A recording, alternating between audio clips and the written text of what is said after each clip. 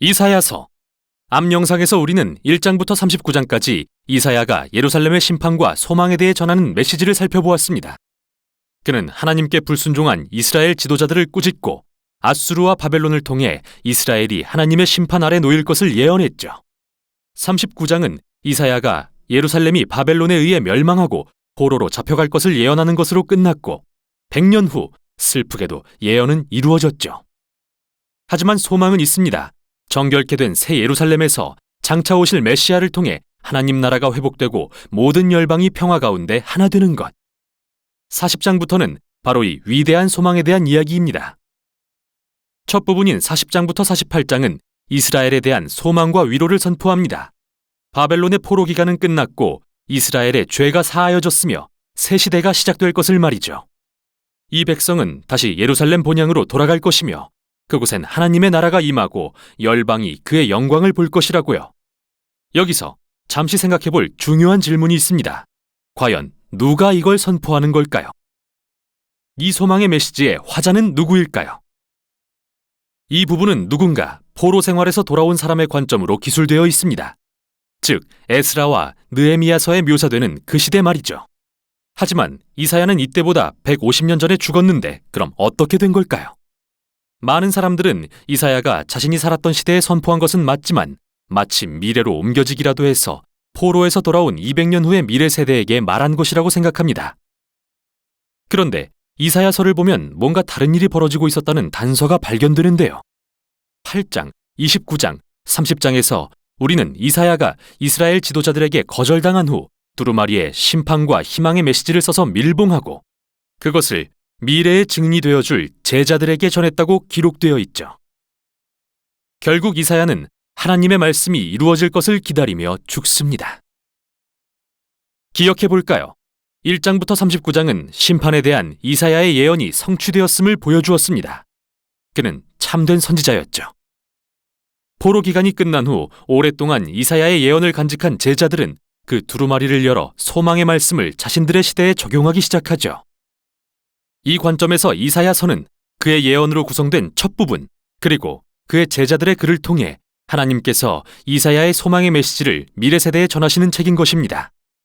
어떤 관점을 가졌든 모두가 동의하는 사실은 이 부분은 희망의 미래가 도래했고 하나님이 이사야의 예언을 성취하실 일에 대한 기록이라는 것이죠. 그래서 이사야는 이스라엘이 하나님의 종이 되어 그분께 반응하기를 소망합니다. 그들은 역사를 통해 하나님의 공의와 자비를 경험했기에 이제 열방에 진정 하나님이 누구신지 전해야 합니다. 그러나 그런 일은 일어나지 않죠. 이스라엘은 열방의 증인이 되기는커녕 하나님께 불평하고 심지어 비난하기까지 합니다. 하나님은 우리의 어려움에 귀 기울이지 않으시며 우리의 권리를 무시하셨다고 외칩니다. 사실 이스라엘이 바벨론 포로가 되었을 때 믿음을 저버리게 된 것이 이해는 됩니다. 포로가 된 그들에게 하나님보다는 바벨론의 신들이 훨씬 강해 보였을 테니까요. 나머지 부분인 41장에서 47장은 마치 재판 장면처럼 보입니다. 하나님은 그들의 의심과 비난에 다음과 같이 응답하십니다. 우선 바벨론의 포로가 된 것은 그들을 방치하신 게 아니라 이스라엘의 죄를 심판하시기 위한 그분의 계획이었다고 말씀하시죠. 다음으로 페르시아를 일으켜 바벨론을 정복하게 하신 것은 이스라엘을 귀환시켜 주시려는 계획이었다고 하십니다. 이사야의 예언대로 말이죠. 그러므로 이스라엘이 내려야 할 옳은 결론은 하나님만이 역사의 왕이시며 이방 신들과 다르시다는 겁니다. 바벨론이 망하고 페르시아 왕 고레스가 등장할 때 이스라엘은 하나님의 섭리를 깨닫고 열방에 그가 누구신지 전하는 종이 되었어야 합니다. 그러나 이 재판의 끝인 48장에서 이스라엘은 여전히 불순종하며 냉담하기만 합니다. 그들의 조상들처럼요. 그래서 하나님은 그들에게서 종의 자격을 박탈하시죠.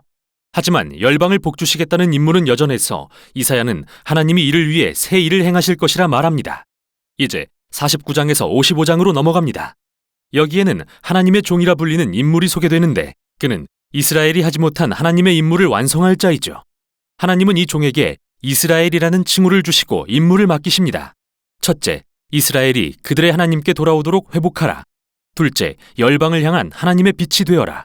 또한 이 종은 하나님의 영으로 권능을 입어 기쁜 소식을 전하고 하나님의 나라가 열방에 임하게 할 것입니다. 마치 9장과 11장에 나온 메시아 왕처럼 들리는데요. 사실 이 종은 놀라운 방법으로 하나님의 나라를 임하게 합니다.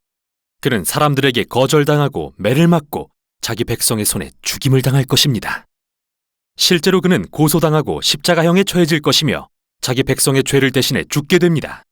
선지자는 이 종의 죽음이 백성들의 악함과 반역에 대한 속죄 제물이라고 말한 후 그 종은 죽었다가 다시 살아날 것이라고 예언합니다.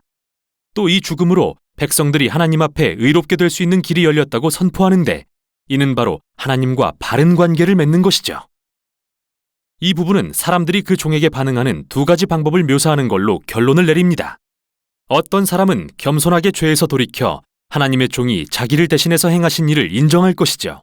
이들은 종들 또는 씨앗이라고 불리는 사람들입니다. 6장에 나왔던 거룩한 씨앗을 기억해 보세요. 이들은 바로 메시아의 나라의 복을 경험할 자들입니다. 하지만 반대로 악인들이라고 불리는 사람들이 있는데 이들은 하나님의 종 그리고 그의 종들을 거절한 자들입니다. 이어지는 마지막 부분인 56부터 66장에서 주의 종들은 하나님의 나라를 유업으로 받습니다. 이 마지막 부분은 이사야서의 모든 주제가 담긴 아름다운 대칭 구조로 되어 있는데요.